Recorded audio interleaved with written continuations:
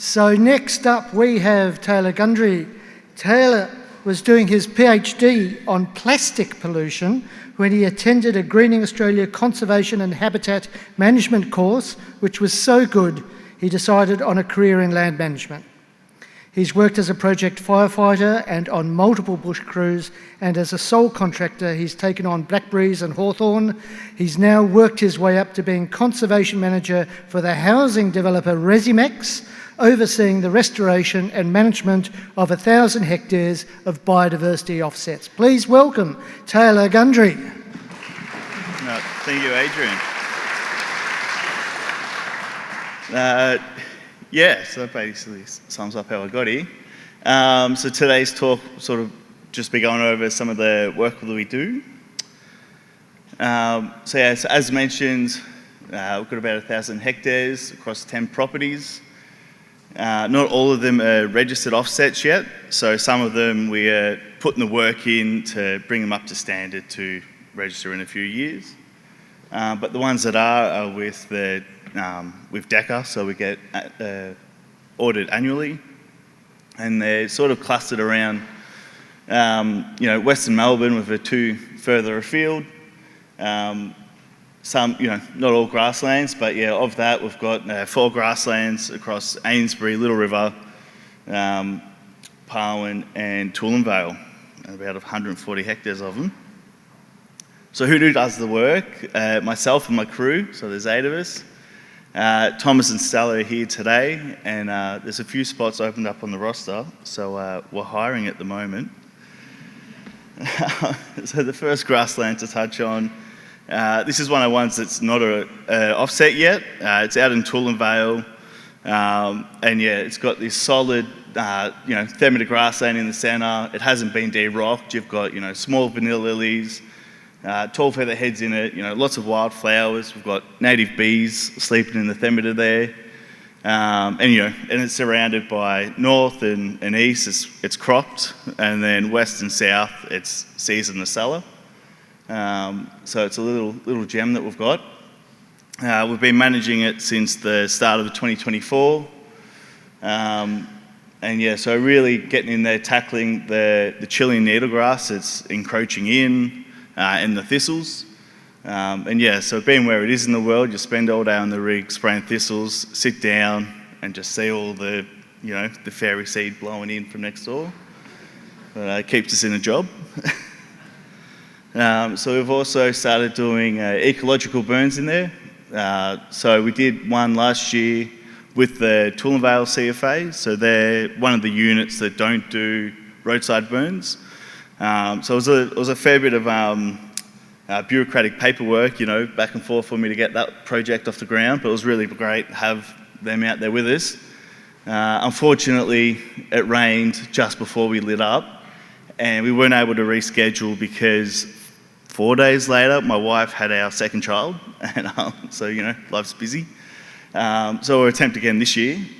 But, we don't burn for the sake of it. There is a management goal, and with this site, there's a lot of annual grasses through it as well. So you can see in the bottom right photo here, so first of all, very, very patchy burn because of the rain. The dark green is the stipers growing back where it did burn, and then the lime green is all Vulpia that didn't burn.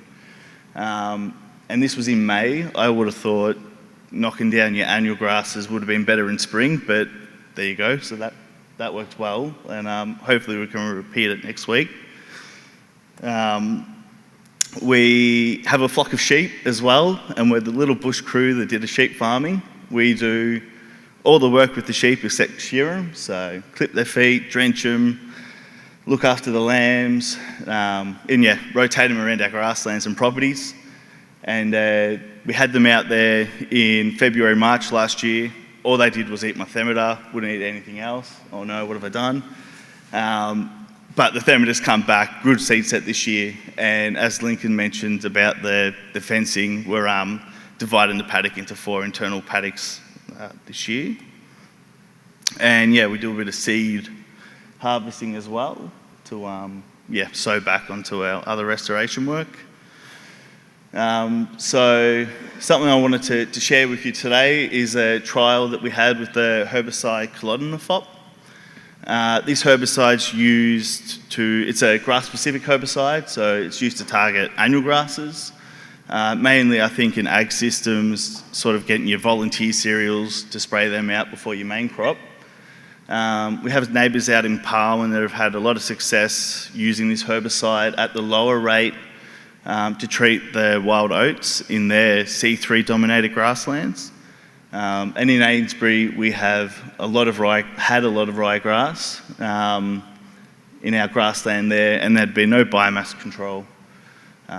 So I said in my annual report, like, here's my plan of attack. I'm going to spray it with Collodinofop, and they said, no, you're not, because we don't have any idea the effect it will have at that higher rate, the 210 rather than the 70. So I was like, all right, we'll set up a trial. But once again, everything's a bit bureaucratic and slow, and I'm trying to move fast. So we didn't get everything, all the ducks in a line the first year.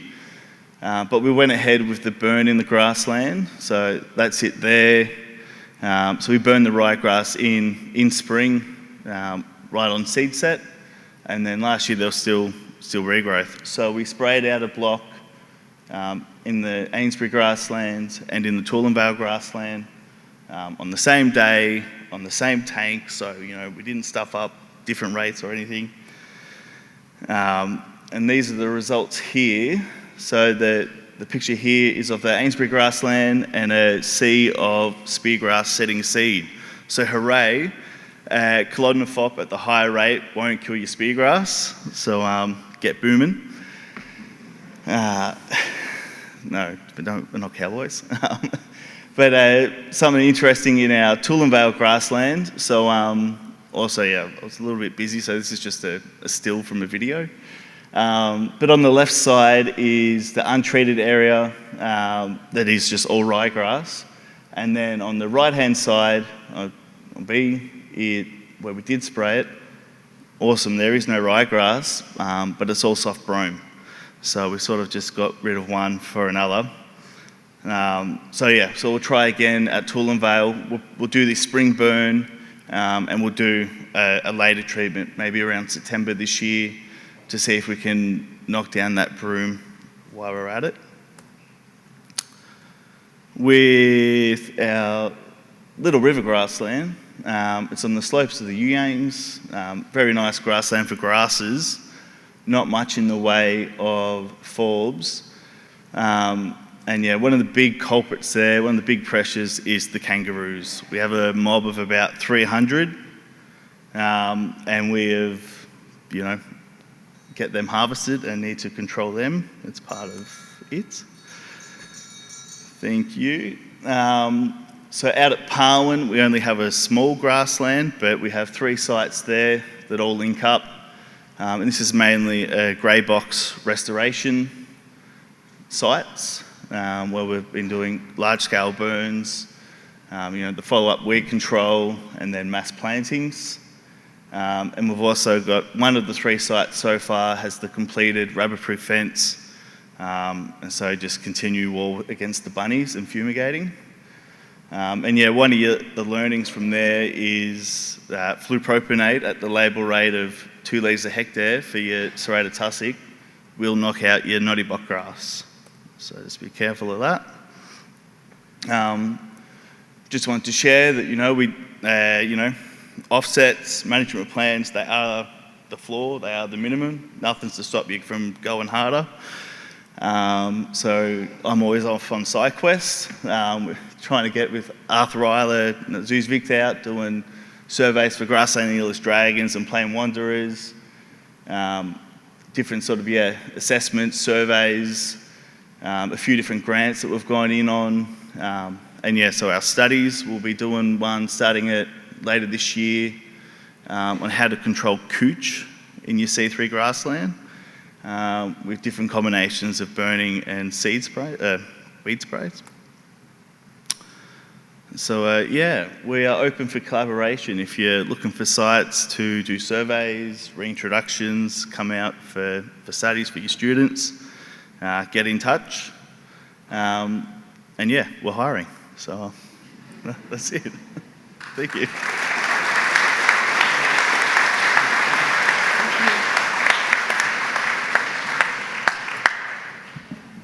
Fantastic to see that breadth of work. It's great. And that detailed knowledge.